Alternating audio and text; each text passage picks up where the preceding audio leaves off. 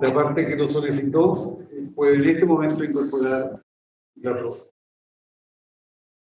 Muchas gracias, señor presidente. En primer lugar, hago presente que la defensa pública se va a desistir de toda la prueba que ha sido sindicada en el numeral segundo del recurso de nulidad, y en consecuencia vamos a rendir o solicitamos la posibilidad de rendir única y exclusivamente la prueba de audio ofrecida con el numeral tercero, ya que se trata de la declaración del perito Patricio Plaza, ofrecida entre los minutos 11:10 a 11:50 de su declaración. Y en particular, excelentísimo tribunal, lo que pretende acreditar esta prueba es parte de la declaración de este perito, que no fue valorada por el tribunal y que por lo tanto supone uno de los motivos para configurar la primera causal subsidiaria de nulidad 374, letra E. Si me permite rendirla, señor presidente, entre los minutos 11:10 a 11:50. Estamos todos, ¿no? Sí, sí. Estoy pidiendo autorización para rendirla. Sí. Puede en este momento incorporar la prueba, señor abogado. Don Patricio, usted señaló que se estableció que en el lugar habría sido arrojado o lanzado o dejado un objeto portador de fuego. Este objeto podría haber sido dejado por el interior o por el exterior, ¿verdad? Claro. Ahí no, eso, nosotros marcamos el punto de origen y el objeto portador de fuego, yo no tenemos la claridad por dónde lo dejaron. Eso. Perdón, pero estamos incorporando la prueba que está ofrecida, no todavía los alegatos. No, sí, la prueba. Ah, es la prueba.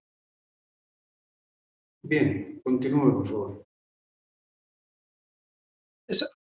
Esa era la prueba ofrecida, señor presidente. Una parte del perito que no se entendió, ¿no? Bien, escuchamos a los alegatos, entonces. Señor Urturraga, por 30 minutos, tiene primera noción.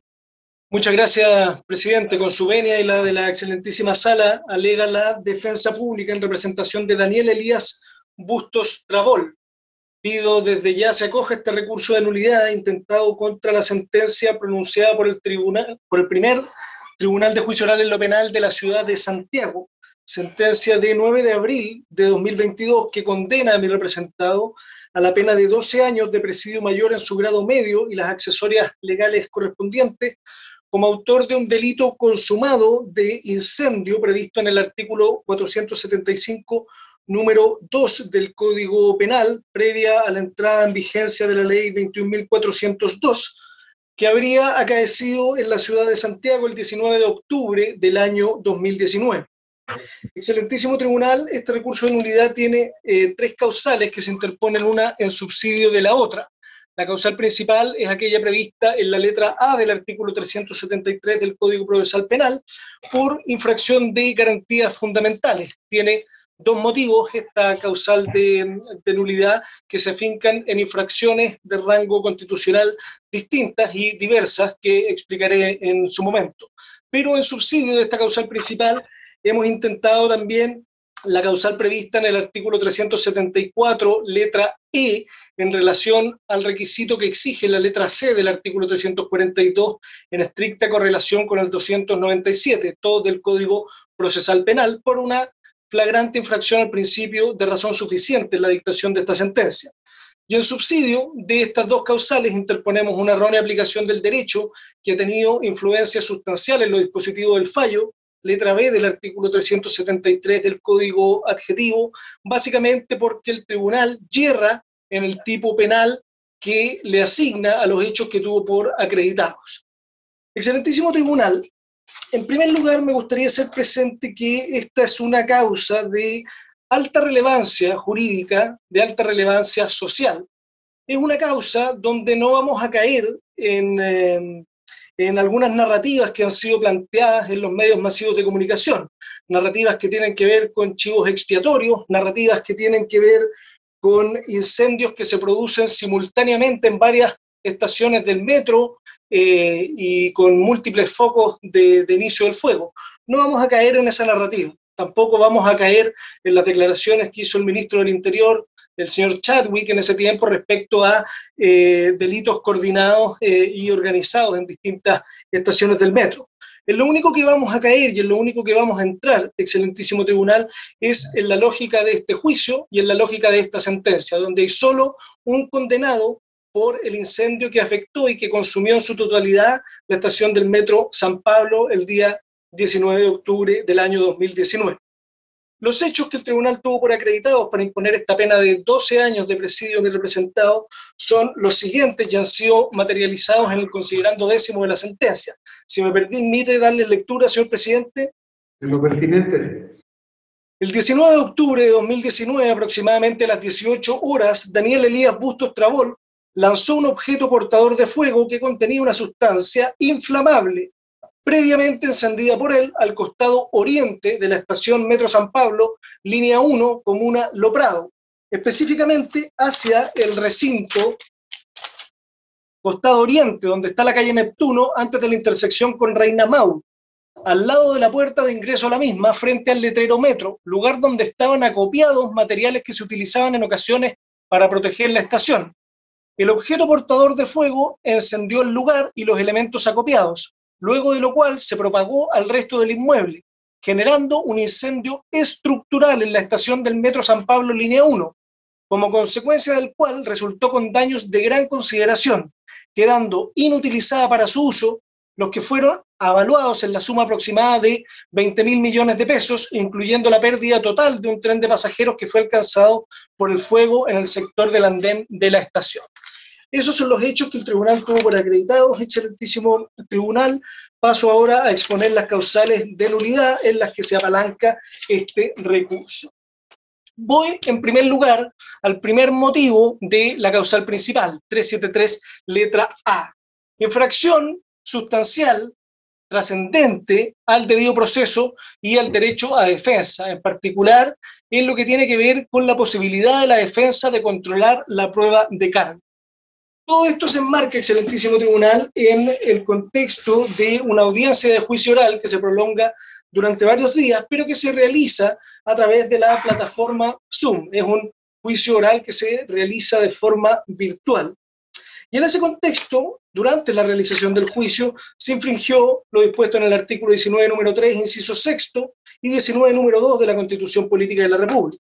Se infringió también este correlato supralegal que tienen estas garantías en el artículo 8.2, letra F, de la Convención Americana de Derechos Humanos y en el artículo 14.3, letra E del Pacto Internacional de Derechos Civiles y Políticos. Pero estas no son solo infracciones de rango supralegal, excelentísima Corte, ni de rango constitucional. Son infracciones que tienen materializaciones bastante evidentes en preceptos de rango legal del Código Procesal Penal. Me refiero al artículo 290, la regla que regula los incidentes que se promuevan en la audiencia de juicio oral, al artículo 298 que regula las declaraciones de los testigos y el artículo 329 respecto a la forma en la que tienen que prestar esa declaración tanto los testigos como los peritos. ¿Cómo se configura esta triple infracción desde el punto de vista de la legalidad, de la constitucionalidad y de los tratados internacionales ratificados por Chile y que se encuentran vigentes? Cuando se realiza esta audiencia por videoconferencia, excelentísimo tribunal, obviamente tiene que mantenerse una de las manifestaciones más claras y más importantes del derecho a defensa, en todo juicio, si lo hacemos presencialmente o si lo hacemos por videoconferencia.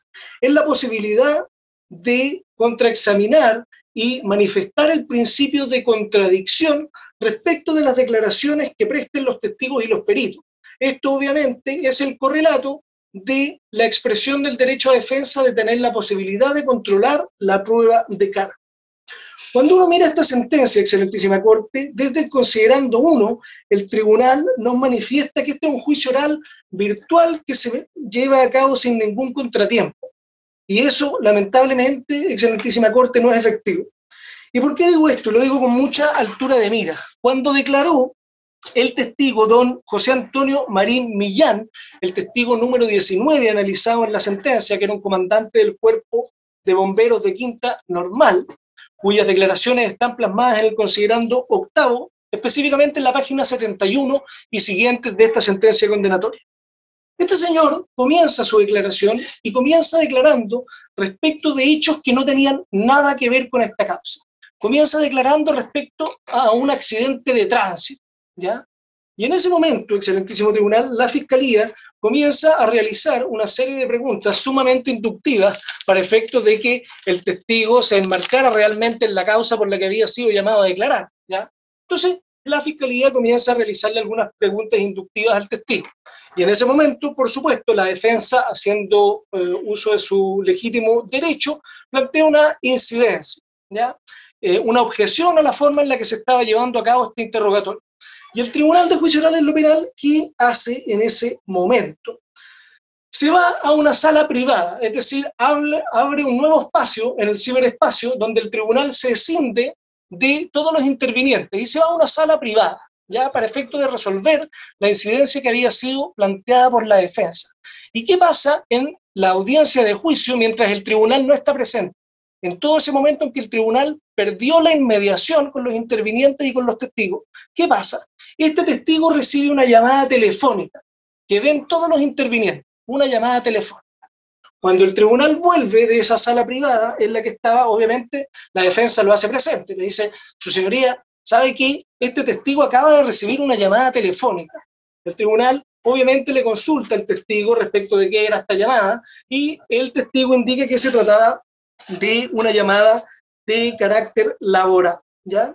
Entonces, excelentísimo tribunal, cuando la defensa sigue planteando incidencias a este respecto, el tribunal señala claramente que, bueno, que el tribunal no lo vio.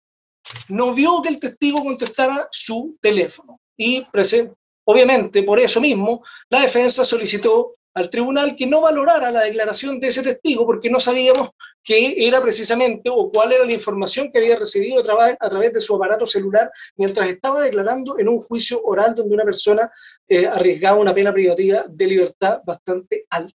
Entonces, excelentísima Corte, frente a esta no valoración, obviamente la defensa plantea un incidente de nulidad en los términos previstos en los artículos 159 y 165 del Código Procesal Penal. El tribunal oral la desestima precisamente porque no había visto que el testigo contestara el teléfono y tiene, sin embargo, en ese momento por preparado el recurso de nulidad de la defensa. Por lo tanto, a este respecto, en ese momento se satisface la exigencia de preparación del artículo 377. ¿Qué pasa?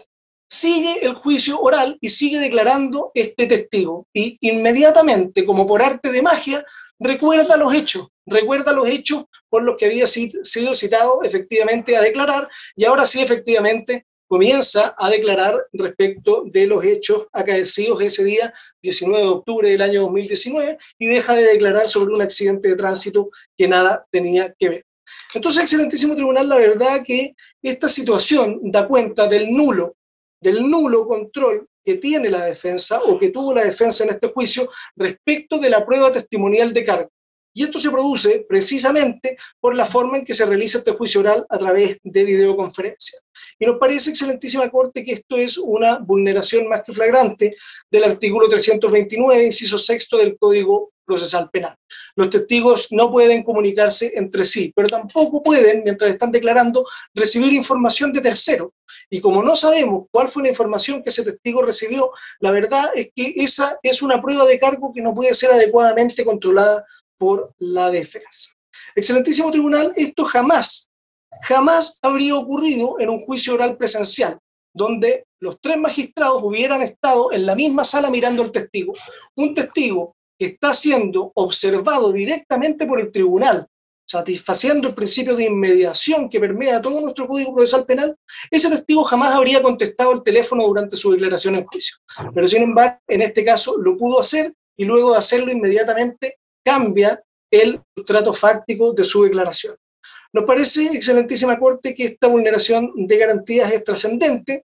Hay una infracción sustancial al debido proceso y al derecho a defensa, especialmente en su manifestación de poder controlar la prueba de cargo por esta falta de inmediación que se deriva de la forma en la que se realizó este juicio oral. La trascendencia, excelentísima Corte, no tiene que ver exclusivamente con la imposibilidad que tuvo la defensa de controlar la prueba de cargo, sino que tiene que ver también con el hecho de que el tribunal valora positivamente las declaraciones del testigo Marín Millán. Y en particular es una declaración bastante clave en lo que tiene que ver con las causas del incendio o cómo se produce el incendio. Entonces, el tribunal no solo valora positivamente esta prueba, y es un elemento fundamental y trascendental para llegar a la convicción a la que el tribunal llega, sino que como si nunca hubiera existido el problema, el tribunal ni siquiera plasma en la sentencia el incidente de nulidad que fue planteado por la defensa. O sea, como si todo esto en el juicio no hubiera existido. Y eso, excelentísimo tribunal, por supuesto, que hace más evidente aún la flagrante vulneración de garantías fundamentales respecto de mi representado.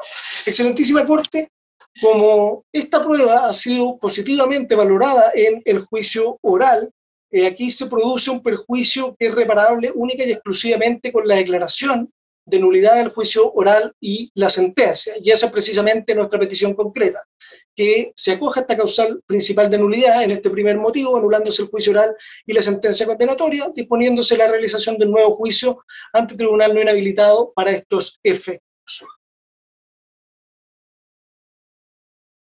El segundo motivo, excelentísima Corte, de esta causal principal de nulidad, 373 letra A también, tiene que ver con una infracción también sustancial al debido proceso y al derecho a defensa, pero en particular tiene que ver con la posibilidad real de que tenga el imputado de hacer uso de su derecho a guardar silencio y a no autoincriminarse. Y esto en estricto correlato con el derecho que tienen todas las personas imputadas para contar con un abogado defensor desde los actos iniciales de la investigación, desde los actos iniciales del procedimiento. Excelentísimo tribunal, este segundo motivo de la causal principal se enmarca en la famosa doctrina de esta excelentísima sala de la legalidad de los actos del procedimiento. Este principio consustancial al Estado de Derecho que esta sala viene reiterando una y otra vez en sus fallos desde el año 2005, desde ese famoso fallo Rol 3666, donde señalaba muy claramente esta Corte que la averiguación de la verdad nunca es un valor absoluto en el proceso penal. Nunca es un valor absoluto en el proceso penal. ¿Cómo se configura esta causal de nulidad, excelentísima Corte? Todo esto hay que retrotraerlo a los albores de la investigación, cuando a mi representado se le toma declaración, primero ante los funcionarios de la Policía de Investigaciones y después ante el señor fiscal de la causa, el día 9 de enero del año 2020.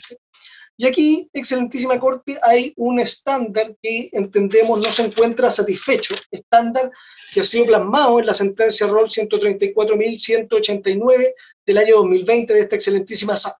¿A qué estándar me refiero? A que cualquier diligencia en que se realice una manifestación, como por ejemplo una declaración, que por su naturaleza sea inmodificable, o sea, irrepetible, debe realizarse en presencia de un abogado defensor. Así lo ha fallado esta sala. Solo de esta forma el acto será válido. Así lo ha dicho esta excelentísima Corte. ¿Y qué pasa acá? El 9 de enero, excelentísimo tribunal, la Policía de Investigaciones estaba realizando vigilancias al domicilio de mi representado. Ven los funcionarios policiales que estaban apostados en las afueras de este domicilio como mi representado sale de su casa y toma la locomoción colectiva hasta Avenida Las Rejas, desciende de la micro en ese lugar. Y en ese momento es detenido por funcionarios de la Policía de Investigaciones. Lo suben a la patrulla policial, al vehículo policial, y lo conducen detenido hasta las afueras de su casa, las inmediaciones de su casa, mientras otros funcionarios de la Policía de Investigaciones practican la orden de entrada y registro en ese domicilio que había sido previamente autorizada por el 5º Juzgado de Garantía de la ciudad de Santiago. Entonces, excelentísimo tribunal, este señor queda detenido a merced de los funcionarios de la Policía de Investigaciones mientras se practica el allanamiento a este domicilio. Y luego es trasladado a la unidad policial, donde el subcomisario don Carlos Orellana, de forma prístina, lo manifiesta en este juicio y así se plasma en la página 83 y siguiente de la sentencia, este es el testigo número 24, se plasma prístinamente que este señor le habría leído sus derechos y le plantea dos opciones a mi representado. Le dice, usted frente a esta imputación, lo estamos imputando por la quema del Metro San Pablo, tiene dos posibilidades. Puede hacer uso de su derecho a guardar silencio o puede prestar declaración. Inmediatamente mi representado, según las declaraciones de los funcionarios policiales, porque mi representado no declara en este juicio, esto es importante, mi representado no declara en este juicio. Entonces, según las declaraciones de los propios funcionarios policiales, el imputado habría preguntado en ese momento si es que, en caso de declarar, podría obtener algún beneficio. Entonces, los policías le dicen, usted puede declarar o puede guardar silencio, y el imputado les habría dicho, bueno, pero yo puedo obtener algún beneficio en caso de declarar. ¿Qué es lo que declara en el juicio el detective Orellana? Que en ese momento se pone en contacto con el fiscal de la causa, que se habría inmediatamente apersonado en el cuartel policial, y en ese contexto habría sido el propio fiscal que le toma declaración a mi representado. Y aquí tenemos el primer problema. Y cabría preguntarle a la fiscalía si es que se le avisó en algún momento a algún abogado defensor, ya sea un defensor particular de la confianza del imputado o algún abogado de turno de la Defensoría Penal Pública. Recordemos, esta es una causa de altísima relevancia jurídica y social, y sin embargo la Fiscalía decide interrogar a esta persona luego de que ya había sido previamente y de forma muy escueta, ¿sí?, interrogado por los funcionarios policiales, decide que este señor preste declaración sin la presencia de su abogado defensor. No se recibió ninguna llamada ni ninguna comunicación por parte de la Defensoría Penal Pública respecto de que el único real imputado o el imputado más importante respecto de esta causa se encontraba ante la presencia del fiscal y ante la presencia de funcionarios policiales para efecto de que se le tomara declaración. La defensa jamás se enteró.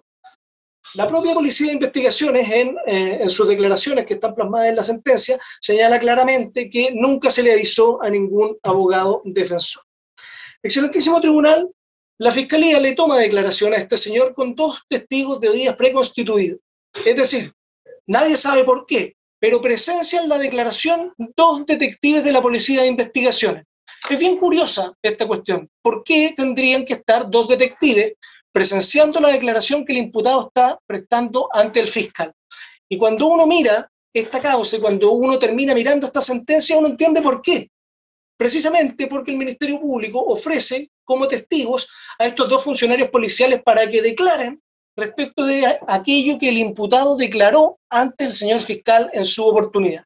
Y eso, excelentísimo Tribunal, nos parece que es una evidente forma de soslayar el real derecho que tiene el imputado a guardar silencio y a no autoincriminarse. Porque, ¿cómo soslayamos esta prohibición? Bueno, si es que en el juicio el imputado no quiere prestar declaración, traemos a los funcionarios de la Policía de Investigaciones que escucharon su declaración ante el fiscal y los hacemos declarar respecto de lo que escucharon en ese momento. Y nos parece, excelentísimo Tribunal, que la generación de testigos de oídas preconstituidos para que se permita soslayar el real derecho del imputado a guardar silencio en un juicio oral es una práctica que vulnera el núcleo esencial del derecho a defensa, el núcleo esencial del debido proceso y el núcleo esencial de la garantía que tiene el imputado de hacer uso de su derecho a guardar silencio en juicio. Excelentísimo Tribunal, cuando uno analiza el considerando octavo de esta sentencia, prístinamente se extrae de la declaración del funcionario de la Policía de Investigaciones, señor Orellana, estoy hablando de la página 87 de la sentencia, y también de la declaración del inspector señor Gómez. Esto no está, la declaración del señor Gómez no está muy correctamente consignada en la sentencia, pero sin embargo el tribunal la valora positivamente, ¿ya? Excelentísimo Tribunal, es importante también tener en consideración que a partir de la declaración que mi representado presta ante el señor fiscal, se llevan a cabo una serie de otras diligencias. Por ejemplo, y esto lo declara muy claramente el testigo número 16 de esta sentencia, el inspector Tito Pulquillanca, esto está en la página 58 de la sentencia, donde don Tito Pulquillanca, también funcionario de la Policía de Investigaciones, le dice claramente al tribunal, y así lo recoge la sentencia, que cuando el imputado declaró ante el señor fiscal, había mencionado a 2 personas, testigos presenciales de los hechos, a un tal Diego y a una tal Pía. Y estas personas fueron efectivamente interrogadas después por la Policía de Investigaciones y terminan situando a mi representado en el lugar de los hechos. Y esa información que deriva de estas entrevistas de estos testigos que no comparecen al juicio, pero que sí eran parte de los informes policiales de la Policía de Investigaciones, todas estas declaraciones son reproducidas por los funcionarios de la Policía de Investigaciones en el juicio, ¿ya? y esto no lo estoy inventando, así se da cuenta en la página 121 de la sentencia, en el considerando décima de la misma, precisamente cuando el tribunal está valorando estos elementos de prueba de cargo. Entonces, excelentísima Corte, ya apalancando mi alegato de infracción de garantías en la normativa legal que nos rige, hay una infracción, entendemos, al artículo 91 y al artículo 135 del Código Procesal Penal, pero especialmente al 135, respecto a la información que tiene que otorgarle la policía al detenido antes de prestar cualquier tipo de declaración. Y dentro de esa información y dentro de los derechos del imputado, obviamente está el derecho a contar con un letrado, con defensa letrada desde los inicios de la investigación. La verdad es que nos parece que si se hubiera llamado a la Defensoría Penal Pública y si algún defensor hubiera comparecido acompañando a este señor en el momento en que presta declaración ante la Fiscalía, estaríamos ante una situación totalmente diversa. Y si eso hubiera ocurrido, no se habría soslayado el derecho del imputado a guardar silencio en el juicio a través de las declaraciones de estos testigos funcionarios policiales preconstituidos. ¿Cuál es la trascendencia de esta infracción, excelentísima Corte? Más que evidente nos parece. Aquí declararon los funcionarios Orellana, funcionario Gómez y el funcionario Pulquillanca, que hacen referencia a la información que el imputado vierte en su declaración ante el señor fiscal. Y además con lo que tiene que ver con la declaración de estos testigos de oídas preconstituidas, esterilizando, derechamente esterilizando el derecho del imputado a guardar silencio en la audiencia de juicio oral.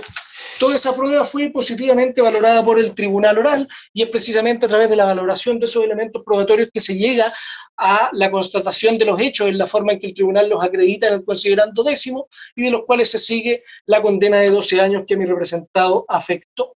Excelentísimo tribunal, el profesor Héctor Hernández, que es una eminencia en esta materia, fue muy claro en el año 2012 cuando escribió una carta al Mercurio Legal señalando que será tarea de la jurisprudencia excluir una práctica perniciosa que amenaza con desnaturalizar las bases mismas sobre las que se constituyó el nuevo proceso penal.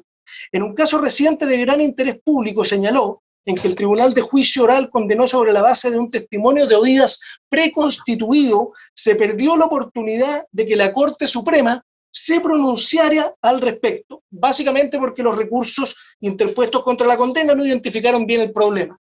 Es de esperar, señalaba Hernández en el año 2012, es de esperar que pronto se dé una nueva ocasión para poner las cosas en orden. Y eso es lo que le pido muy respetuosamente a esta excelentísima Corte, que ponga las cosas en orden acogiendo esta causal de nulidad y en consecuencia anulando el juicio oral y la sentencia condenatoria, disponiendo la realización de un nuevo juicio oral ante tribunal no inhabilitado para estos efectos.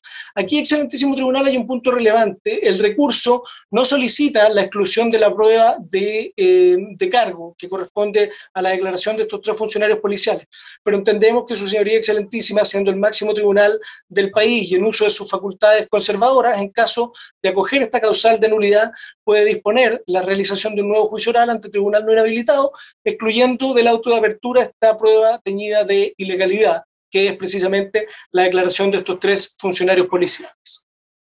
Excelentísimo tribunal, paso a exponer la primera causal subsidiaria de nulidad. Artículo 374, letra E, por omisión de la letra C del artículo 342, en estricta correlación con la disposición legal del artículo 297, todas del Código Procesal Penal, por una infracción al principio de razón suficiente. Bien sabe esta excelentísima sala que el deber de fundamentación de las resoluciones judiciales, pero especialmente de la sentencia que se pronuncia en un juicio oral, obliga a que el tribunal oral se haga cargo de la tesis de la fiscalía, de la tesis de los querellantes, de las tesis de los acusadores, por supuesto. Pero también el tribunal tiene que hacerse cargo de toda la prueba que fue rendida en el juicio, y especialmente tiene que hacerse cargo de la prueba de descargo, de la prueba ofrecida por la defensa, ya sea que la valore, que no la valore, que la valore parcialmente, que la valore positivamente, que la valore negativamente, da lo mismo, pero el tribunal tiene que hacerse cargo, tiene que analizar y otorgarle un valor probatorio a todos los elementos, sobre todo si son de descargo, cuando se ofrecen en la audiencia de juicio oral. Excelentísimo tribunal, la verdad que aquí pareciera ser que lo único que hace la sentencia es ir abonando a la tesis persecutoria en cada uno de los párrafos en que va valorando los elementos probatorios, nos parece un sesgo importante con respecto a la prueba de descargo que fue ofrecida. Hay pruebas de descargo que fue ofrecida y no fue valorada por el tribunal. Pero antes de eso, excelentísimo tribunal, si nos vamos al considerando 12 de la sentencia, donde el Tribunal de Juicio Oral tiene por acreditada la participación de mi representado. El tribunal entiende en el considerando 12 que la participación de Daniel deriva y se demuestra de las declaraciones de algunos testigos presenciales, ¿ya? ¿Qué es lo que el tribunal extrae de las declaraciones de esos testigos presenciales? Bueno, que Daniel habría arrojado una bolsa de tela que contenía en su interior algunos peluches que estaban impregnados con algún líquido acelerante, con algún líquido inflamable, señala la sentencia, ¿ya?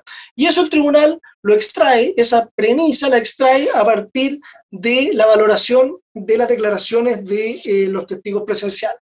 En particular me refiero, en primer lugar, a la declaración que presta el testigo Bastián Mauricio Medina Astorga, señalando que él ve a un tipo pasar con una bolsa rosada con algo que goteaba por el lado de los locales, y en eso viene Daniel, tomó la bolsa, la encendió y la tiró para donde estaban las planchas con que se cerraba el metro para el 11 de septiembre.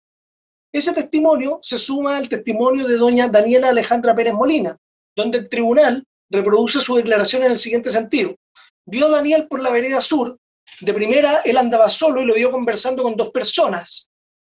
Con dos personas más con peluches con benzina, porque lo escucharon, ¿ya? O sea, ella es una testigo de oída respecto a esto, ¿ya? Caminaron por alrededor del metro y decían que iban a tirar la bolsa a calle San Pablo.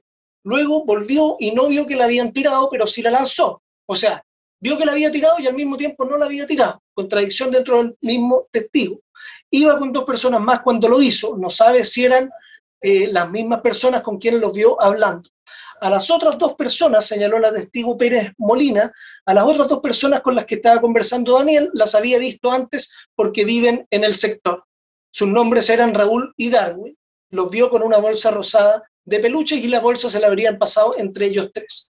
Y cuando uno escucha las declaraciones de estos testigos que menciona la señora Pérez Molina, me refiero al testigo Darwin Rojas y el testigo Raúl Cornejo Rojas, la verdad es que es bien confusa la forma en que el tribunal puede tener por acreditada la dinámica de los hechos, porque Darwin Ignacio Rojas señaló que en un lapso vio una bolsa con tela que estaba en una esquina, la agarró para ponerla en las barricadas, la soltó y vio a una persona que la toma con un niño pequeño, un caballero de unos 50 años, de estructura pequeña, y llegó Daniel Bustos a forcejear con él, tomó la bolsa, la prendió y la tiró al metro, y él se quedó mirando hasta que se quemó todo. Y después, la declaración de Raúl Cornejo, un caballero y un niño tomaron la bolsa y en eso se encontró con Daniel Bustos y se acercaron hacia el metro, hubo un encontrón entre él y el caballero que iba con el niño, ahí tiraron la bolsa y se prendió. Excelentísima Corte, la verdad es que si uno analiza las declaraciones de estos testigos presenciales respecto a cómo se produce la dinámica de los hechos, queda bien poco clara cuál es la dinámica de los hechos. Y hay varias preguntas que el tribunal nunca logra responder, pero que sin embargo, a juicio del tribunal, en esta sentencia con evidentes saltos lógicos, el tribunal concluye cuestiones que no están resueltas. Por ejemplo, ¿estaba o no estaba goteando benzina o algún líquido inflamable la bolsa? ¿Quién vio efectivamente a este señor arrojar la bolsa y quién no? ¿De qué color era la bolsa? ¿La bolsa se arroja al interior del metro o al exterior del metro? La verdad es que todas esas preguntas quedan sin resolver. Y esto tiene que analizarse en estricta correlación con probablemente uno de los aspectos más importantes de este juicio, que tiene que ver con el objeto portador de fuego, con el objeto lanzado, o supuestamente lanzado, esta bolsa con peluches que tendrían elementos acelerantes o elementos inflamables en palabras del tribunal. Entonces, nuevamente, los mismos testigos presenciales declaran de forma bastante contradictoria respecto a cuál era el contenido de esa bolsa con peluche y efectivamente si ven o no ven al imputado lanzar esta bolsa al interior del metro San Pablo. Excelentísimo tribunal, cuando analizamos por separado las declaraciones de estos testigos presenciales, no voy a volver a reproducir sus declaraciones, pero cuando uno analiza por separado, la verdad es que Solamente la testigo Daniela Pérez da cuenta de que había una bolsa goteando benzina. Y si uno analiza esta cuestión, y esto es importante, si uno analiza este goteo de benzina a la luz de la prueba pericial, a la luz de la prueba científica, la verdad es que es bastante dudoso. ¿Y por qué? Y esto lo digo con mucha altura de mira, excelentísimo tribunal.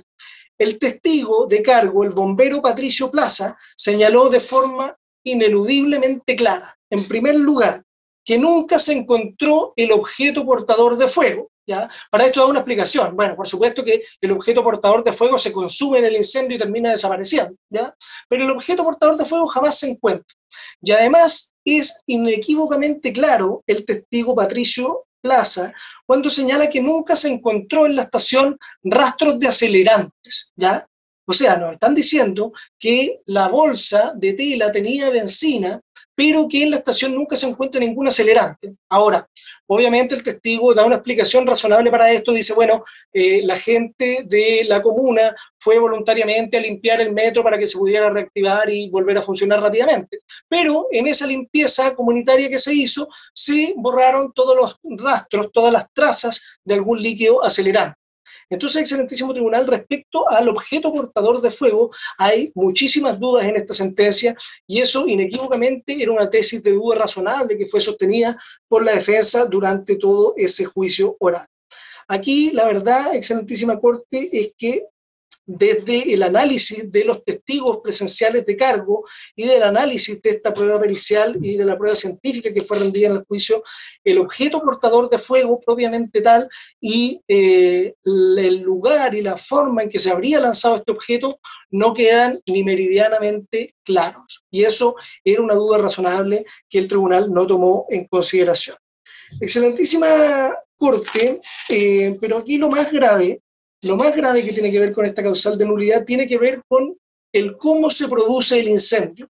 Cómo se produce el incendio y cómo se propaga el fuego. Y aquí es donde hay una falta de valoración de prueba de la defensa y una valoración parcial de un perito, de un testigo de cargo que fue ofrecido por el Ministerio Público.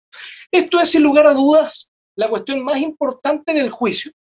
Cómo se produce el incendio y cómo se propaga el incendio, logrando causar esta magnitud suficiente para incendiar la estación del metro completa e incluso un tren de pasajeros completo que se encontraba en el interior de esta estación.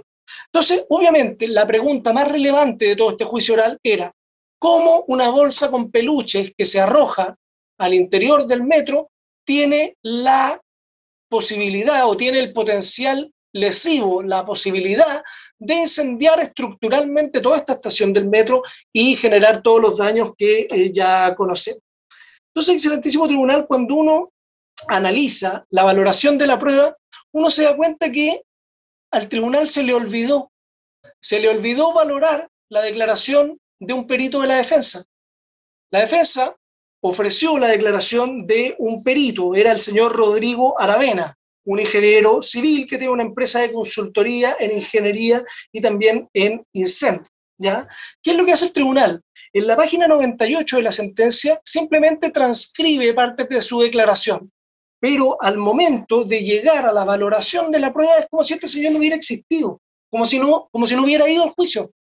El tribunal no valora la declaración de este perito ni de forma positiva ni de forma negativa. Es como si no hubiera ido al juicio. Y eso, por supuesto, excelentísimo tribunal, es una falta de valoración de prueba de descargo que configura prístinamente la causal de nulidad que estamos alegando. Y la verdad es que la declaración de este señor no era baladí, porque este señor señaló claramente, y esto está considerado en el considerando noveno de la sentencia, si me permite muy brevemente una lectura, señor presidente. Sí, puede hacerlo. En el considerando noveno de la sentencia se señaló, y esta es la conclusión del informe de este perito, el informe de la Policía de Investigaciones concluye que encuentra 5 focos de incendio independientes, entre ellos, sin que se diga si son secuenciales o no. También usan una cromatografía de gases y detectan uso de benzina en algunos de los puntos que identifican como uso de incendio, sin temporalidad. Bomberos establece un punto de inicio en la zona de bodegas. Usaron una prueba de acelerantes en terreno y no detectaron uso de acelerantes. No es evidente sino que es más probable que el incendio haya empezado dentro de la bodega o dentro de la estación, sin necesariamente que haya empezado desde afuera de la estación.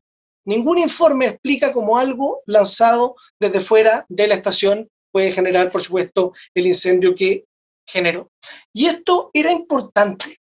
Y era importante porque introducía una duda razonable sobre el origen del fuego y sobre la forma de propagación del fuego. O sea, tenemos un perito de la defensa que está evacuando una declaración que tiene que ver con la pericia científica, que tiene que ver básicamente con el análisis de peritajes que fueron realizados por la Policía de Investigaciones, que concluye más bien que el incendio podría haberse ocasionado desde dentro de la estación y no a través de un objeto que se lanza desde afuera. Y eso, excelentísimo tribunal, era una duda razonable que iba en línea con la tesis de la defensa, ¿ya? Y sin embargo, el tribunal olvidó valorar la declaración de este señor. Si fuera poco, excelentísimo tribunal, hay una valoración incompleta, una valoración parcial y una valoración que solo abona a la tesis persecutoria del Ministerio Público, que es la declaración del perito Patricio Plaza, que ya lo he citado varias veces en esta audiencia. El tribunal, oral en lo penal, omitió transcribir su respuesta a la última pregunta que le hace la defensa, y que era precisamente la pregunta que escuchamos en la prueba que ofrecí en esta audiencia, que tenía que ver con que la defensa le pregunta si se podía determinar o no se podía determinar si es que el objeto portador de fuego y que inicia el incendio había sido dejado al interior de la estación o podría haber sido dejado al exterior de la estación. Y la verdad que el perito del Ministerio Público declara claramente que no puede determinar si es que el objeto se deja al interior o al exterior de la estación. O sea, teníamos también una duda razonable introducida por el propio perito del Ministerio Público respecto al origen del fuego, respecto a cómo se propaga también el fuego. Y obviamente aquí había un imperativo de valoración completa de aquello que declara ese testigo y no solo de aquella parte de la declaración que abona la tesis del Ministerio Público. La verdad que quedó sin responder en este juicio a la luz de la prueba pericial, si es que era un foco de incendio, si es que eran varios focos de incendio, si es que eran simultáneos, si es que no eran simultáneos, y cómo la verdad es que una bolsa con peluche es capaz de generar el inmenso daño estructural que se generó a la estación completa del Metro San Pablo. Excelentísimo tribunal, y esto no es baladí, porque la defensa planteó una tesis en algún momento que se vio bastante refrendada con la declaración de un testigo de Carabineros, de que el fuego podía haber iniciado al interior de la estación y no en esta zona exterior como el tribunal lo tiene por acreditado. De hecho, excelentísimo tribunal, si es que uno analiza la declaración del funcionario de Carabineros, don Cristian Centeno, este señor claramente declaró en el juicio, y así lo recoge el considerando octavo de la sentencia, declaró este carabinero que a las 17 horas recibieron una llamada desde el supermercado Líder que pedían ayuda, y entonces recogieron al personal que estaba en la estación Petrobras, fueron a controlar lo que pasaba en el Líder, momentos en los cuales se percatan que salía humo de la estación del metro. Se percatan de que salía humo de la estación del metro, desde donde salieron aproximadamente 10 personas, salieron por la reja oriente de la estación. Cuando se acercaron a la reja, los carabineros de estas personas huyeron. ¿Dónde estaban las personas que huyen? Estaban apostadas por la reja oriente, por fuera, y 2 o 3 personas que estaban al interior pasan por la parte superior de la reja. Entonces, excelentísimo tribunal, este fue uno de los primeros funcionarios policiales que llega a la estación del Metro San Pablo, ¿ya? Y él declara claramente que habían personas al interior de la estación cuando inicia el incendio. Y eso nos permite afirmar derechamente que la duda razonable que se planteó en este juicio no era tan disparatada, de que el inicio podría haber iniciado al interior de la estación y no necesariamente a través de esta bolsa con peluche en un bordecito de la estación. Y eso lo declaró un testigo de Carabineros, de que habían 10 personas saliendo del interior del metro cuando empiezan a acaecer estos hechos. Excelentísimo tribunal, entonces, ¿cómo se configura esta causal de nulidad? En primer lugar, el tribunal da unos inexplicables saltos lógicos respecto a cómo tiene por acreditada la participación y la naturaleza de este objeto portador de fuego a la luz de la valoración de las declaraciones de estos 4 testigos presenciales. Y en segundo lugar, omite valorar un peritaje de la defensa y valora parcialmente la declaración de un perito de cargo, adecuando su declaración única y exclusivamente a aquello que abonaba a la tesis persecutoria. Por lo tanto, excelentísimo tribunal, entendemos que claramente se configura la causal absoluta de nulidad denunciada. El perjuicio es más que evidente porque precisamente las tesis alternativas sobre el origen del fuego, la forma de propagación del fuego y la posibilidad de que este objeto portador de fuego hubiera sido el que inició todo este daño, y que hubiera producido todo este daño, eran elementos que introdujeron duda razonable en el tribunal. Y sin embargo, el tribunal o los valora parcialmente o decide excluirlos o bien da saltos lógicos en su razonamiento. Y sin embargo tiene por acreditado los hechos en la forma en que lo hizo y condena a 12 años de presidio a mi representado valorando parcialmente la prueba. Aquí se ha despreciado el estándar de convicción que exige el artículo 340, tener los hechos acreditados más allá de toda duda razonable. Aquí la duda razonable existía y por lo mismo entendemos que se ha infringido también lo dispuesto en el artículo 297 en relación al 340 del Código Procesal Penal. La petición concreta es la nulidad del juicio oral y la sentencia condenatoria, disponiéndose la realización de un nuevo juicio oral ante tribunal no inhabilitado. Por supuesto, esta causal en subsidio de la causal principal de nulidad. Y finalmente, excelentísima Corte, y muy brevemente paso a exponer la última causal de nulidad en subsidio de las dos anteriores, errónea aplicación del derecho con influencia sustancial en los dispositivos del fallo. Aquí, excelentísimo tribunal, el Tribunal de Juicio Oral en lo penal condena a mi representado en virtud de la norma prevista en el artículo 475, número 2 del Código Penal, antes de la entrada en vigencia de la ley 21.402, que entra en vigor el día 24 de diciembre del año 2021. Y en ese contexto, el tribunal condenó a mi representado en base a un tipo penal que se encontraba derogado al momento de dictar sentencia. Y eso supone una infracción evidente al artículo 18 del Código Penal, al artículo 19, número 3, inciso octavo de la Constitución Política de la República, y el correlato que estas normas tienen en tratados internacionales de derechos humanos que han sido ratificados por Chile y que se encuentran vigentes. 15.1 del Pacto Internacional de Derechos Civiles y Políticos y 9 de la Convención Americana de Derechos Humanos. Aquí, excelentísima Corte, el Tribunal de Juicio ha incurrido en un yerro que termina en la imposición de una pena mayor a la que en derecho correspondía. Ha despreciado este tribunal el principio de favorabilidad y el imperativo de aplicación de la ley posterior favorable, y por lo tanto ha despreciado normativa de rango legal, de rango constitucional y de rango supralegal. Aquí, excelentísimo tribunal, hay una discusión que en este juicio no se tuvo, y es la discusión sobre el derecho intertemporal penal chileno. ¿Cuál era la ley más favorable que debía aplicarse a mi representado? Cuando uno analiza esta sentencia, y en particular el considerando 10º de la misma, donde está contenida la calificación jurídica de los hechos, uno se da cuenta que el tribunal, sin ninguna discusión, enmarca los hechos acreditados en el 475, número 2 del Código Penal, antes de la entrada en vigor de la ley 21.402. Incendio calificado por el lugar de ocurrencia, en particular calificado porque se trata de un bien nacional de uso público. Esa fue la discusión que se tuvo en el juicio, respecto de si era o no un bien nacional de uso público. El tribunal entendió que sí, es más bien irrelevante la discusión en este estadio, pero el punto es que condena por el 475, número 2 del Código Penal, antes de la entrada en vigencia de la ley 21.400, una norma que estaba derogada. Una norma que estaba derogada y que era evidentemente menos favorable al imputado. Aquí voy a hacer un mea culpa, excelentísimo tribunal, porque la defensa tampoco planteó la discusión de derecho intertemporal penal chileno en la audiencia de determinación de pena. Tampoco la planteó durante la audiencia de juicio oral. Aquí hay un mea culpa que yo creo que tenemos que hacer todos los intervinientes, ¿ya? Ni el Ministerio Público, ni los querellantes, ni la defensa plantearon la posibilidad de que se aplicara el tipo penal que efectivamente correspondía aplicar, los tipos penales que estaban vigentes al momento en que se dicta la sentencia. Y por eso esa discusión no se tuvo.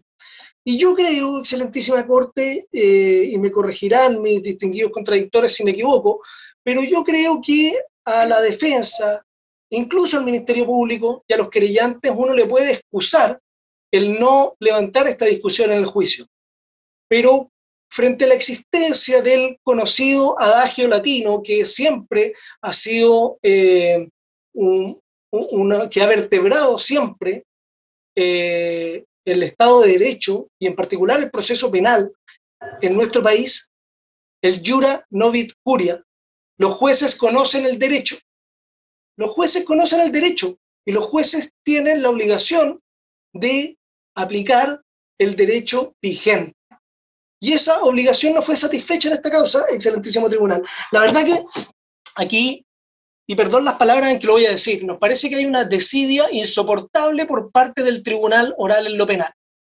O sea, el tribunal oral está condenando a una persona a 12 años de presidio sin siquiera tener el Código Penal actualizado.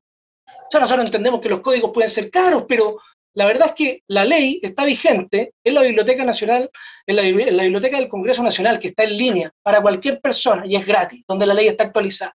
Entonces, la verdad, excelentísimo tribunal, que un tribunal de juicio que está imponiendo penas de 12 años de presidio sin darse la molestia de revisar si es que el tipo penal por el cual están condenando está vigente o no, la verdad es que es una desidia insoportable del tribunal. Y aquí esto se traduce en una errónea aplicación del derecho que tiene influencia sustancial en los dispositivos del fallo. La verdad que pareciera ser que el Tribunal de Juicio Oral se enamoró a priori de la calificación jurídica que fue ofrecida por los órganos persecutores y simplemente decide sin ninguna discusión condenar a este señor por el 475 número 2, vigente hasta antes del 24 de diciembre del año 2021.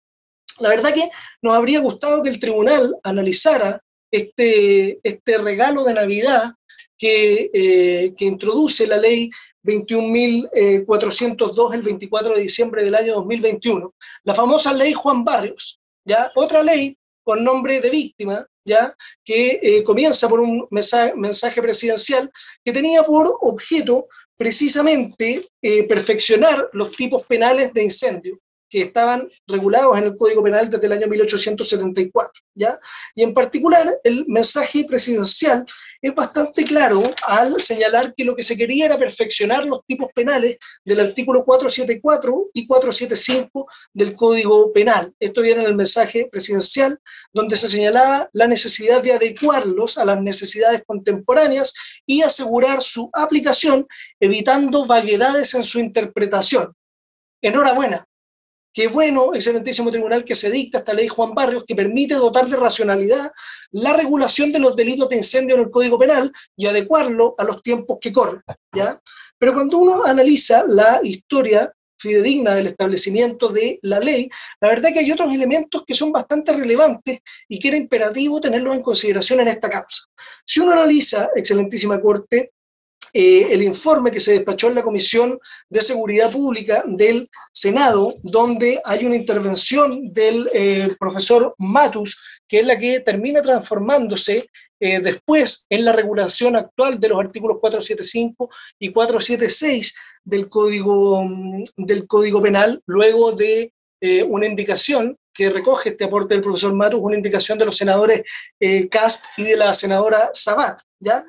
Y básicamente, excelentísimo tribunal, lo que pretendía esta nueva regulación de los delitos de incendio era escindir delitos de incendio calificados por el lugar de ocurrencia y delitos de incendio calificados por la posibilidad o la previsibilidad de existencia de moradores o de personas en su interior, ¿ya?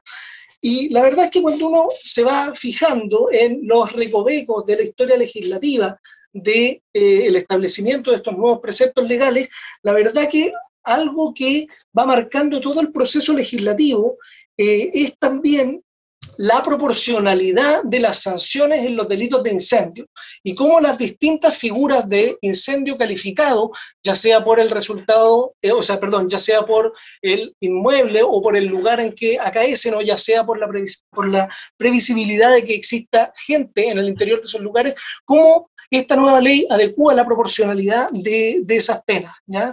Y en ese sentido, excelentísimo tribunal, si uno analiza, hay, la verdad que muchos antecedentes en la historia fidedigna del establecimiento de la ley que nos llaman a decir derechamente que hay un hierro en el tipo penal que el tribunal aplica a estos hechos. Excelentísimo tribunal, y como si esto fuera poco, la propia ley Juan Barrios estableció un artículo transitorio que precisamente se hacía cargo de la situación del derecho intertemporal penal, ¿ya?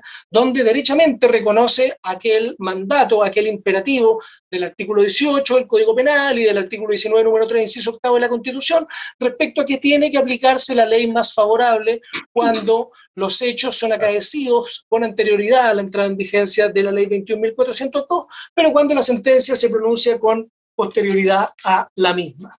Excelentísimo tribunal, la verdad que si uno analiza cómo se encuentra hoy día regulado el delito de incendio en el Código Penal, uno no puede más que llegar a la conclusión de que la figura penal que era aplicable a los hechos que el tribunal tuvo por acreditados hoy día se encuentra en el artículo 476, número 2 del Código Penal, vigente desde diciembre del año 2021, donde se castigará con presidio mayor en cualquiera de sus grados al que dentro de poblado ejecutar el incendio en edificio, aeronave, buque, etcétera, etcétera, etcétera, etcétera, señalando aeronáuticas o ferroviarias, incluyendo las de trenes subterráneos u otro lugar, medio de transporte, instalación o bien semejante, cuando no hubiere personas en su interior o su presencia no se pudiere prever.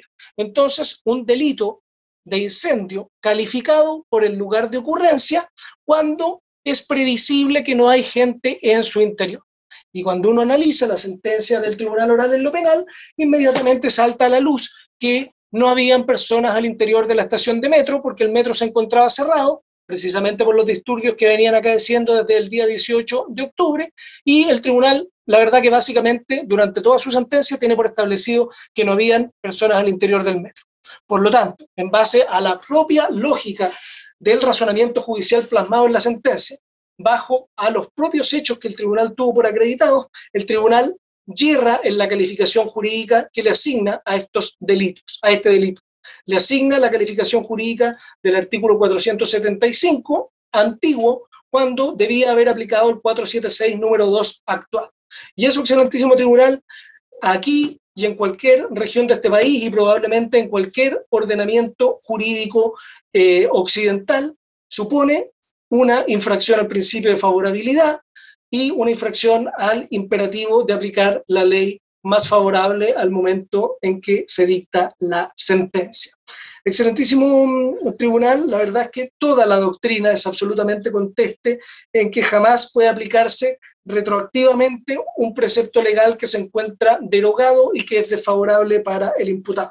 Y además está absolutamente conteste toda la doctrina en que hay un imperativo de aplicar la ley más favorable, incluso si ésta entra en vigor con posterioridad a la ocurrencia de los hechos que fundan la imputación de responsabilidad penal.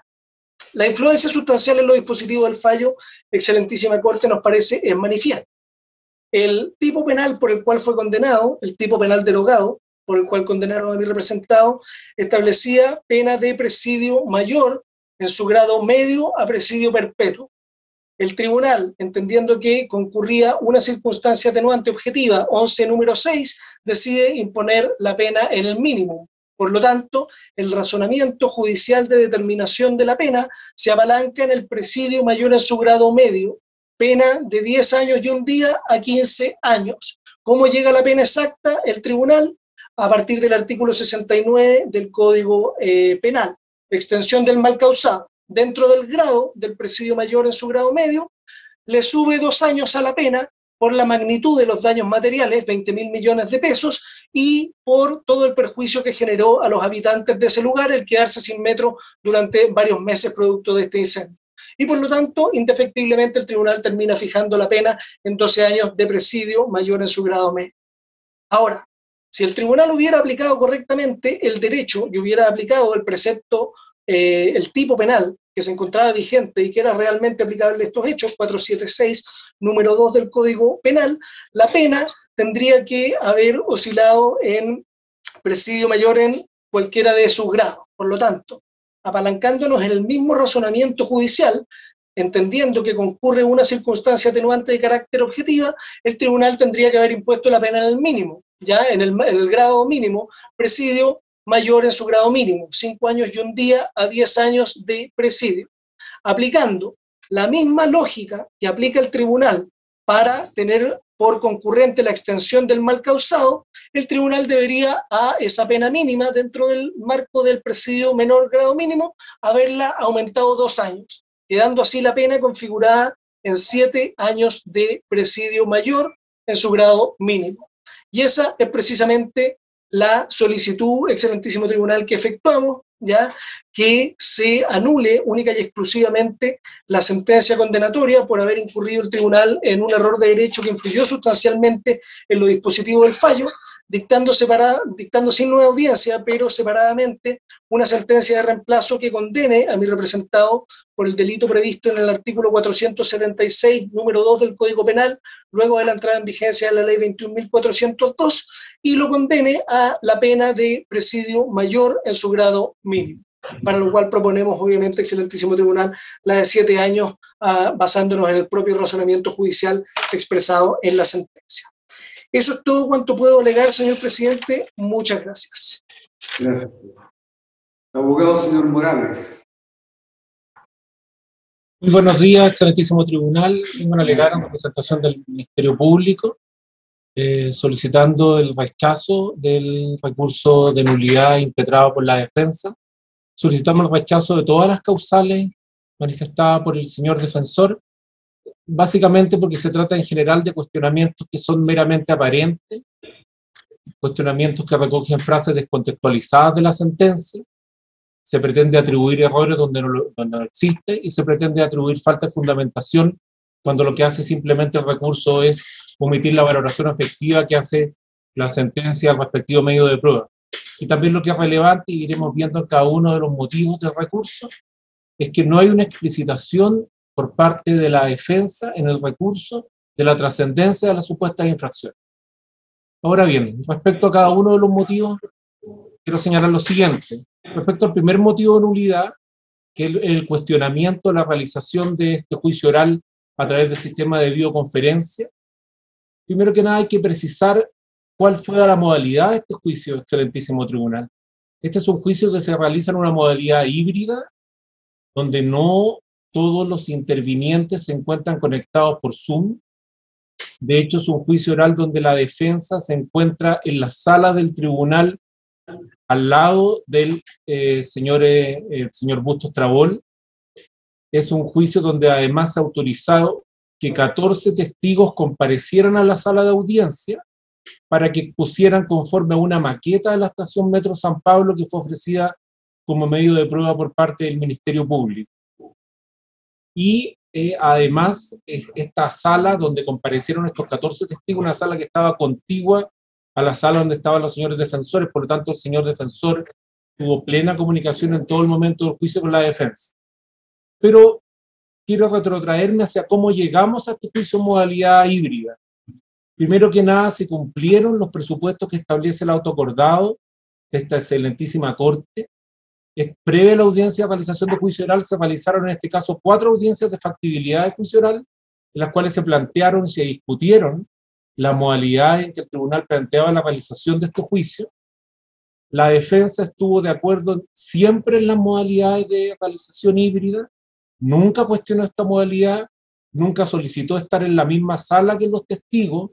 Por lo tanto, la defensa prestó en todo momento su consentimiento para los efectos que el juicio se realizara de esta forma. Por lo tanto, llama poderosamente la atención que ahora, luego que el señor Bustos es condenado, la defensa niega lo que sostuvo antes, es decir, niega su parecer a que esto le parecía bien y que cumplía los estándares al debido proceso de su imputado. También es importante, y de hecho hay una demostración clara de cuál fue la posición de la defensa en este caso. En un momento durante el juicio oral se mantuvo la sospecha de que el señor Bustos Trabol tenía sospecha de COVID. ¿Qué es lo que hace la defensa? Pide que el juicio continúe sin la presencia de su imputado. Es decir, quisieron continuar el juicio sin la presencia del señor Bustos Trabol, a lo cual el Ministerio Público se opuso tajantemente, porque obviamente era una cuestión que vulneraba y atentaba contra el derecho del imputado. Es decir, no fue la defensa la que defendió los derechos de este imputado a propósito de la videoconferencia, sino que fue incluso el propio Ministerio Público en este caso. También se cumplieron, excelentísimo tribunal, aquello que se exige en el artículo 12 del respectivo auto acordado, donde dice que el tribunal, cada vez que declaró un testigo en videoconferencia, verificó que las condiciones de ambiente del testigo fueran las adecuadas. Y también lo que es relevante, que cuando los testigos declararon en la sala del tribunal, hubo siempre un ministro de fe del tribunal que corroboró que la declaración se realizara conforme a la exigencia que establece el Código Procesal Penal. Ahora bien, respecto a la declaración en particular del testigo José Marín Millán, se trata uno de aquellos testigos que declaró por Zoom, y efectivamente, como señala el recurso, en un momento en que se realizaba, en que el tribunal había salido una sala de Zoom separada para los efectos de resolver una incidencia, este testigo, lo que se observa en el video, que lamentablemente no fue ofrecido como prueba por la defensa, en este testigo se observa que recibe una llamada a su celular, manipula ese celular en una cuestión que no dura más de 3 segundos, y esto es relevante a los efectos de considerar la efectiva importancia que tiene esto en el proceso, o la efectiva razonabilidad que tiene que este señor haya sido informado de algo. Entonces, lo que uno encuentra en este reclamo de la defensa es aquello que se denomina como una falacia de generalización indebida, es decir, a partir de una situación puntual, extremadamente puntual, se pretende plantear como que en este caso hubo una generalización de problemas que en realidad no existieron en ninguno de los días de juicio. Lo que se produce cuando el testigo manipula el celular, el tribunal vuelve inmediatamente desde esta sala y se constituye junto a los demás intervinientes. La defensa reclama y pide cuestiones que la verdad llaman mucho la atención de lo que pidió la defensa. En primer lugar, la defensa solicita la inhabilidad del testigo, cuestión que, como sabemos, es absolutamente improcedente en el Código Procesal Penal y más bien en una institución de otros códigos. Como se le rechaza esto por el tribunal, la defensa pide la nulidad de la diligencia. Otra cuestión que es cerrada desde el punto de vista procesal, porque si uno revisa las normas del 159 y siguiente del Código Procesal Penal, se da cuenta que la nulidad dice relación a actuaciones o diligencias del tribunal. No puede dictar el tribunal una nulidad respecto a la declaración de un testigo, por lo tanto, obviamente el tribunal lo rechaza en esos términos. Entonces, su señoría, lo que sucede en este caso es que no hay una infracción a la garantía del debido proceso en torno a lo que sucede con el señor Marín Millán. El señor Marín Millán, solamente para recordarlo y aparece en la sentencia, es un bombero, tiene un trabajo también de inspector de una autopista, por lo tanto razonablemente pudo haber recibido, como él le explicó posteriormente a la defensa, una llamada para los efectos de una emergencia de su trabajo. Esta excelentísima Corte ha resuelto persistentemente, a propósito de la garantía del debido proceso, que debe tratarse de una infracción real al debido proceso, en términos que una infracción que debe ser sustancial, trascendente de gravedad, cuestiones que ahora último ha señalado en el fallo 76.689 del año 2020 o el 92.059 del mismo año. Y si analizamos en este caso la declaración del señor Millán, nos damos cuenta de que no hay afectación o perjuicio efectivo. Nada de lo que hizo este testigo afectó a la defensa, porque la defensa pudo contrainterrogarlo posteriormente. Cabe señalar que este llamado supuesto que habría recibido el señor don José Marín Millán se sucede durante el examen del Ministerio Público, por lo tanto posteriormente vino el contraexamen de la defensa, es decir, la defensa tuvo su oportunidad procesal para confrontarlo, para contraexaminarlo, para hacer preguntas inductivas tendientes a desbaratar o tendientes a establecer una supuesta confabulación, como lo pretende señalar la defensa en particular en el recurso. Además, cabe considerar que no señala la defensa en este recurso qué trascendencia tiene la infracción o la declaración del testigo para los efectos de la acreditación de lo que este testigo venía a declarar. Este testigo es un bombero que concurrió al juicio, que concurrió al incendio del Metro San Pablo. Es un testigo que no observa obviamente cómo se inicia el fuego, no es el perito tampoco de incendios, y respecto a esto el juicio oral tiene una numerosa prueba que se puede considerar en el considerando 10 en que se valora la prueba. Señoría, como el considerando 10 tiene más de 90 párrafos, me haré referencia a estos párrafos señalando el número del párrafo para los efectos de una correcta comprensión de su señoría excelentísima. De hecho, en el párrafo 28 del considerando 10 ya nos podemos empezar a dar cuenta cómo el tribunal comienza la valoración del incendio, hace referencia a este carabinero que llega al lugar.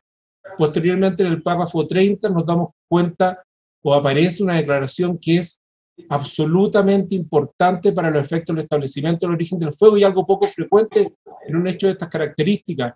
Tenemos un testigo que inmediatamente al inicio del fuego ingresa a la estación de Metro San Pablo por el costado poniente. Recordemos que el incendio se origina en el costado oriente. Este testigo graba el inicio del fuego, como lo señala la sentencia en el considerando 10, párrafo 32. En ese video se aprecia cómo se quema el techo, cómo se cae al suelo los pedazos de techo ardiendo y cómo comienza a salir nuevamente humo. Es decir, aquello que ha sido olvidado por la defensa en su recurso es uno de los videos en que se cuenta que demuestran el origen del fuego y cómo este fuego se propaga al resto de la estación. Posteriormente, la sentencia, en el párrafo 43, tiene un título, se llama En relación a las causas del incendio. Y en relación a las causas del incendio, no hay nada que ver con el señor Marín Millán, y la sentencia nuevamente vuelve al señor Cristian Acevedo, que dice que grabó en su teléfono celular las imágenes que fueron incorporadas en la audiencia de juicio. Del tribunal razona, porque es lo que se puede ver, de un solo foco de incendio por el sector oriente, y señala además, como se aprecia y lo pudo apreciar el tribunal de juicio oral en lo penal, que las boleterías no se estaban incendiando. El tribunal continúa posteriormente en el párrafo 37 del considerando 10, refiriéndose a la declaración de los testigos presenciales, Bastián Medina y Daniela Pérez. Bastián Medina además es un testigo bastante relevante, su señoría, porque como ustedes lo pueden revisar en el fallo, se trata de un testigo que no solamente presencia los hechos, no solamente presencia al imputado lanzando al objeto portador de fuego, sino que además graba cómo este fuego se propaga por la estación. También está la declaración del testigo, del perito, señor Patricio Plaza, que es un bombero que llega al lugar y emite una pericia para el Ministerio Público a propósito del origen del fuego y la propagación del fuego en la estación de Metro San Pablo. De hecho, excelentísimo tribunal, si nos vamos al párrafo 64 de la sentencia, considerando 10, que es considerando que valora esta circunstancia, el tribunal dice claramente que para acreditar cómo se produjo el fuego, cuál fue el objeto portador del fuego, se contó con la declaración de 4 testigos presenciales. Es decir, el tribunal no tiene como un testigo relevante la declaración del señor Marín Millán, la cual no es ni siquiera corroboratoria de otros testigos, sino que tiene 4 testigos presenciales, que son en particular el señor Bastián Medina, su polola, la señorita Daniela Pérez, don Darwin Rojas y don Raúl Cornejo, a los cuales nos referiremos en el siguiente motivo de nulidad señalado por la defensa.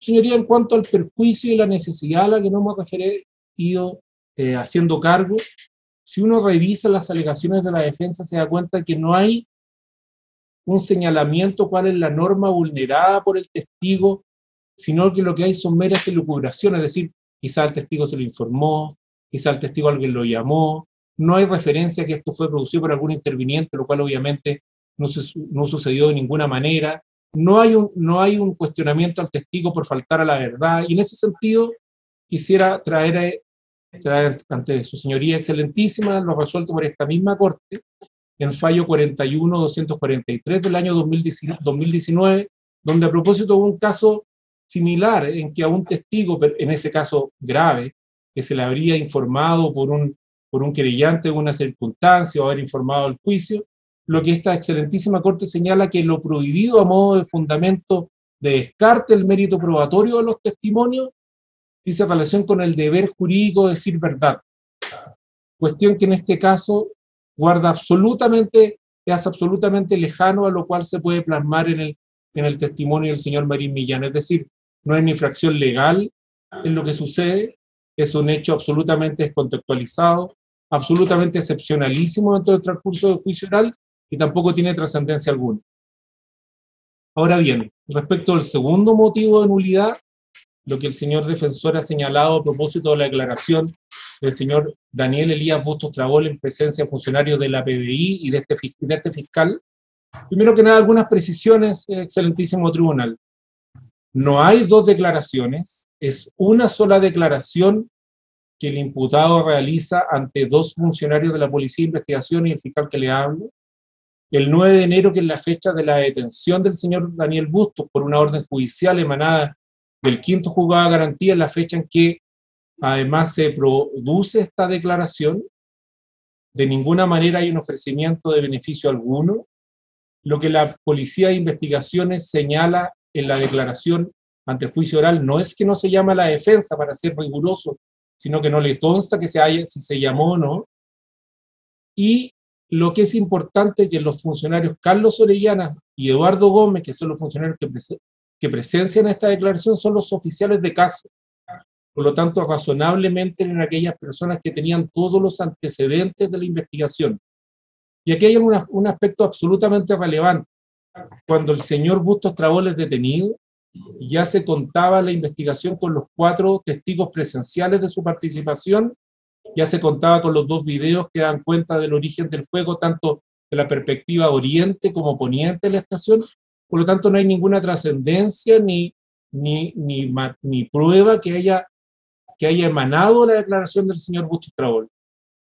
De hecho, una cuestión que es bastante relevante, hace referencia al señor defensor que a propósito de la declaración del señor Bustos Trabol se habría obtenido 2 declaraciones a las cuales le atribuye un mérito, el señor Diego Espinosa y la señora Pía Urro. La verdad es que no tienen ningún y no aportan nada en el juicio. Primero que nada, el señor Diego Espinosa dice que vio a Bustos Trabol 1 hora antes y que nunca estuvo en el lugar de los hechos.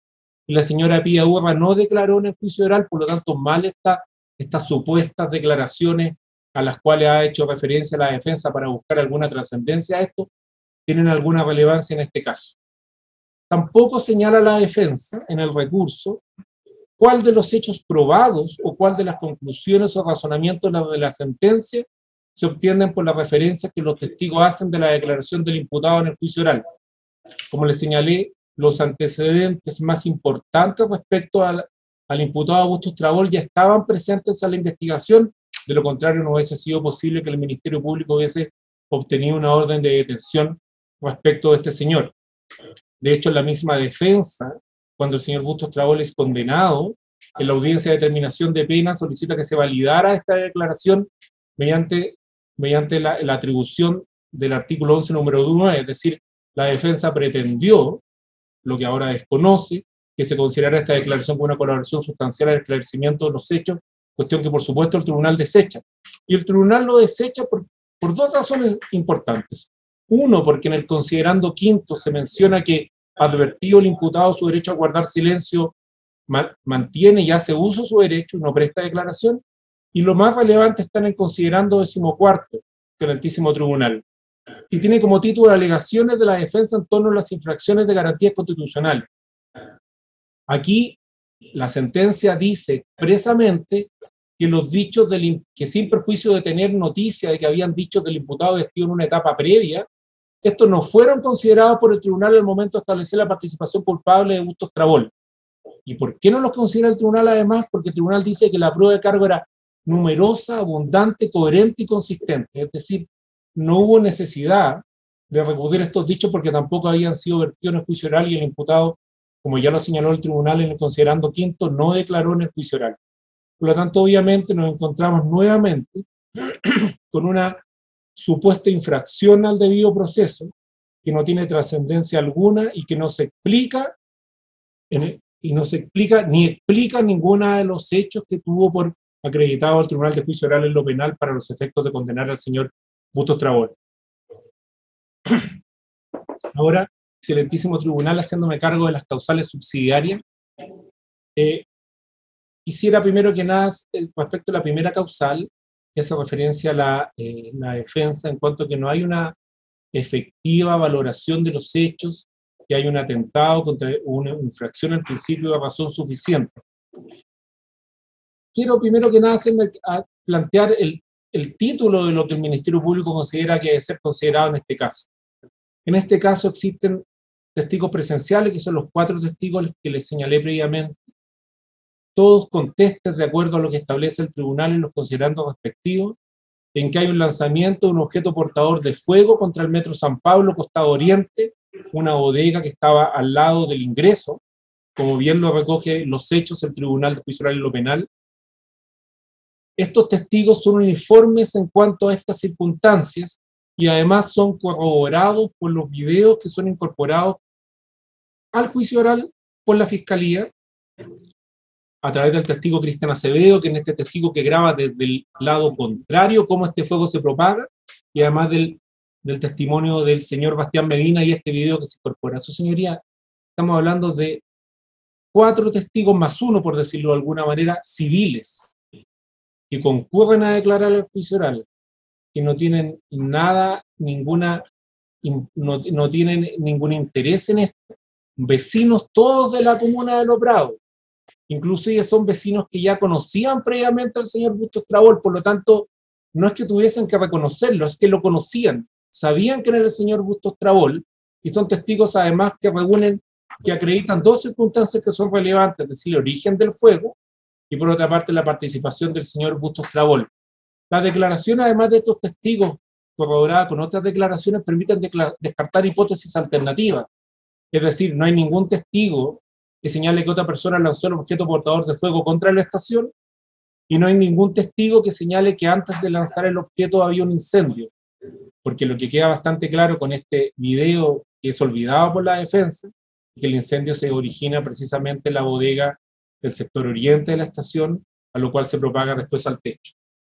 Excelentísimo tribunal, de hecho, si nosotros vamos, y nuevamente voy al considerando 10 de valoración de prueba de la sentencia, en el párrafo 28 se comienza a relacionar el inicio del fuego, luego en el párrafo 30 nuevamente se menciona este testigo, el señor Acevedo, que es el testigo que graba este video.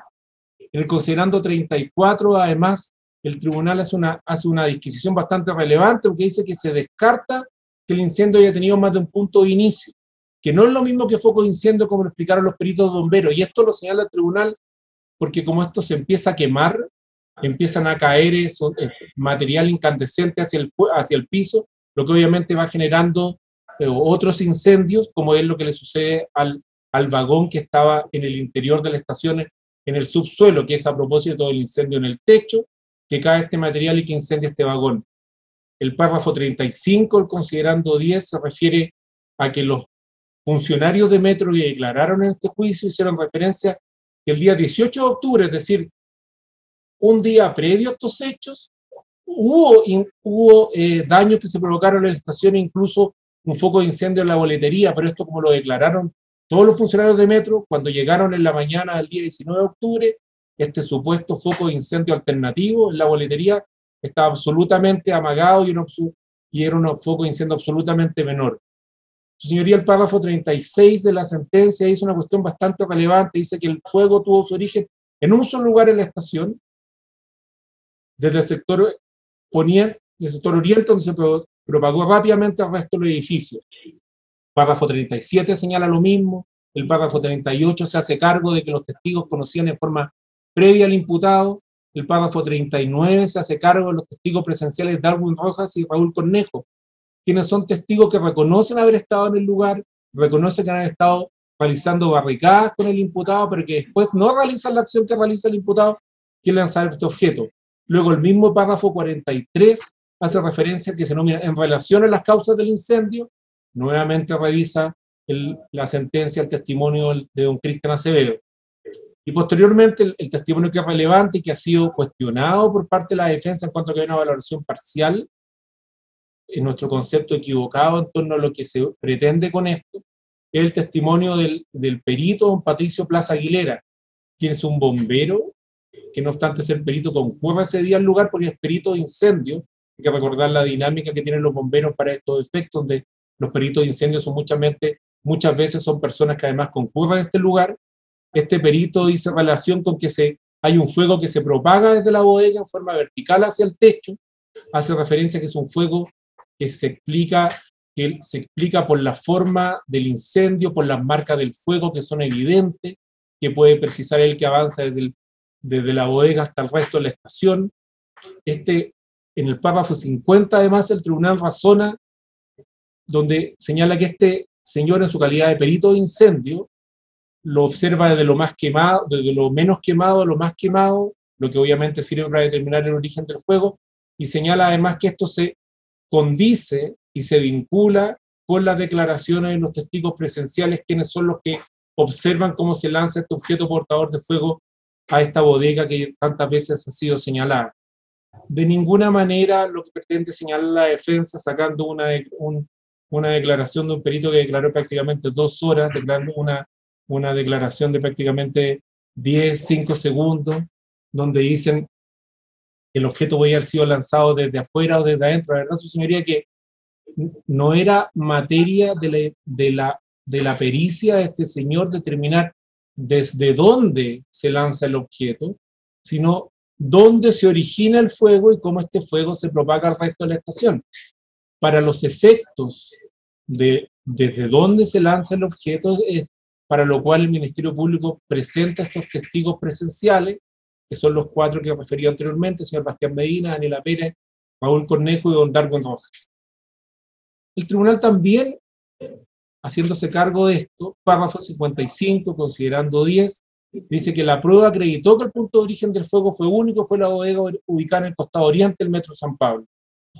Es decir, su señoría, que hay una perfecta correlación entre los testimonios de testigos civiles presenciales de los hechos, videos incorporados al juicio, y además la pericia que fue expresada por el señor Patricio Plaza. Además, su señoría, la defensa ha hecho un cuestionamiento a propósito de esto, que los testigos no ven goteo, que ven goteo, etc. La verdad es que si uno revisa, considerando octavo, se da cuenta que el señor Bustos, que el señor Medina Astorga se hace referencia precisamente al goteo. De hecho, el mismo tribunal le pregunta cómo era el goteo que describió. Y él señala, eran como gotas, estaba empapada, dejó un camino de gotas, señala este señor. Es decir, la defensa parece que no leyó la parte donde el señor sí se refiere al anterior. De hecho, el tribunal, a propósito de la declaración del señor Bastián Medina, que es un testigo presencial y además aporta el medio de prueba audiovisual de estos hechos, en el considerando 10, párrafo 66, dice, lo relaciona con otro medio de prueba, con la declaración de la perito planimétrica de doña Andrea Daza, quien midió las distancias que existían, y esta medición fue a petición de la defensa, midió las distancias que habían entre el lugar donde estaba entre el señor Bastián Medina y la señorita Daniela Pérez, midió la distancia que tenía el señor Bustos al lugar donde lanza el objeto, y además declara que no había nada que podía interrumpir la vista del señor Bastián Medina o la señora Daniela Pérez. Estamos hablando de testigos que no solamente están abonados a propósito de la consistencia de sus declaraciones, sino que está corroborado incluso desde el punto de vista de la factibilidad visual que tenían para los efectos de ver a este señor. Respecto al mismo goteo de este famoso bolsa portadora que se lanza contra la estación, también en el considerando octavo, lo dice la señora Daniela Pérez, que era la persona que estaba al lado del señor Bastián Medina. Los testigos, el señor Darwin Rojas y el señor Raúl Cornejo, son contestes en señalar el mismo lugar de lanzamiento, bodega, mismo lugar donde cayó, la misma bolsa encendida, a la misma persona Daniel Bustos, inclusive la testigo Daniela Pérez, como un modo corroboratorio, hace referencia a que este señor Daniel Bustos estaba teñido rubio ese día, ella lo reconocía porque lo conocía de antes, e incluso la testigo Daniela Pérez, como se señala en el fallo, sitúa a los otros 2 testigos presenciales en el lugar, es decir, tenemos testigos que se relacionan y se corroboran mutuamente. Excelentísimo tribunal, en cuanto a este motivo no hay contradicción en cuanto a la dinámica sustancial de los hechos. Los testigos dan cuenta del lanzamiento de un único objeto, dan cuenta de una dinámica causa-efecto entre el lanzamiento del objeto contra la bodega y la expansión de esto, lo cual además se corrobora con este video que le he señalado reiteradamente, donde se puede observar desde una persona que ingresó desde el ingreso poniente a la estación, cómo este incendio se propaga en la estación. Y claro, la defensa seguramente, y el perito de la defensa tampoco podía explicarse esta situación, porque la verdad es que no vieron el video. Y aquí me hago cargo además de lo que señala la defensa, respecto a que no se valoró la declaración del perito de la defensa. Excelentísimo tribunal, en el considerando 9 de la sentencia del tribunal del primer tribunal oral en lo penal, dice que la prueba de la defensa fue débil, fue carente de sustancia e inconducente. Y dice que además resultó al ser valorada improductiva, ineficaz e inane. Y la verdad es que no son dichos vacíos de ninguna manera. Lo que queda expresado en el mismo considerando 9, lo que el señor defensor ha llamado meramente como transcripción, uno se da cuenta que el perito de la defensa no recordaba la dirección de la estación de metro San Pablo, dijo que no había ido al lugar de los hechos después de ocurridos los hechos, basó su pericia en la carpeta investigativa, pero no recordaba ninguno de los antecedentes de la carpeta investigativa sobre los cuales basó su pericia. Solamente valoró los testimonios de los testigos que eran pro defensa, pero no de los 4 testigos presenciales de los hechos. Y una cuestión que es, no vio los videos del incendio. Preguntado por la fiscalía, este testigo de la defensa, que supuestamente podía producir una reacción contraria, no vio los videos del incendio. Y dentro de esta extrema precariedad tampoco descartó su señoría que los hechos pueden haber ocurrido de una u otra forma. Se equivocó también respecto de cómo era el lugar de los hechos, porque alegó que la bodega estaba cerrada, cuestión que si él, en las fotos mismas de su pericia nos dábamos cuenta que era una bodega abierta, donde perfectamente podía ingresar por el costado superior un objeto portador de fuego. Es decir, aquellas cuestiones que la defensa manifiesta en este caso, que son infracción al principio de razón suficiente, son en general cuestiones que son extractadas, sacadas de su contexto, y lo que hay aquí es básicamente la acreditación de los hechos por distintos medios de prueba. Pocas veces nos podemos encontrar, como en este caso, juicios donde tenemos prueba de testimonios civiles, varios, prueba además audiovisual, y otra prueba que nos acredita esta circunstancia. Excelentísimo Tribunal, respecto a la segunda causal subsidiaria, como bien lo señaló el señor defensor, ya llama la atención que esta causal, que supuestamente la defensa considera que ahora es tan importante, no fuera alegada por los señores defensores en el juicio oral respectivo. Cabe considerar que la acusación respecto al señor Bustos Trabol fue presentada en marzo del año 2021, es decir, fue presentada mucho antes de que se dictara esta norma que la defensa cuestiona ahora que debe ser aplicable. Y es una materia respecto a la cual la defensa no sostuvo teoría alguna alternativa en el juicio oral. Y es razonable que no haya subsistido o no haya presentado teoría alguna, porque el señor defensor, en lo que él llama como una desidia insoportable del tribunal, es que omite parcialmente lo que señala el artículo transitorio de esta misma ley 21.402, que esta ley mantiene una ultraactividad de los tipos penales al propósito de los hechos ocurridos con anterioridad, es decir, a los efectos de este caso, ocurrido el 19 de octubre del año 2019, la ley seguía plenamente vigente y era facultativo del Tribunal del Fondo la determinación de esta, lo que el señor defensor denomina como favorabilidad para los efectos de su aplicación. De hecho, es importante ponerse en el contexto de qué hubiese sucedido si el tribunal hubiese considerado la norma del artículo de la ley 21.402, artículo 476, número 2. Tenemos, como bien señaló el señor defensor, que anteriormente tenía una norma que era el 475, número 2 del Código Penal, que sancionaba con presidio mayor en su grado medio, presidio perpetuo. Ahora tenemos una norma que es la del 476, número 2, que sanciona con presidio mayor en cualquiera de sus grados. Pues bien, existía una circunstancia atenuante. Esta circunstancia atenuante, a propósito de la aplicación del artículo 68, inciso segundo del Código Penal, obliga a descartar el grado superior, es decir, en el 475 número 2 nos obligaba a descartar el presidio perpetuo. Actualmente, aplicando el 476 número 2, nos obliga a descartar el presidio mayor en su grado máximo. Es decir, en el escenario anterior y en el escenario actual, la pena de 12 años de presidio mayor en su grado medio es plenamente aplicable. Es plenamente aplicable porque en ninguno de los casos se trata del tramo superior que hay que descartar vía aplicación del 68, inciso segundo, y si nos vamos a los tramos dentro de la razonabilidad posible, nos encontramos que a propósito, incorporando ahora el artículo 69, es decir, el daño provocado por este caso, nos encontramos que es posible, si aún se considerara que debió aplicarse la norma del 476 número 2, es posible aplicar la pena de 12 años de presidio mayor en su grado medio.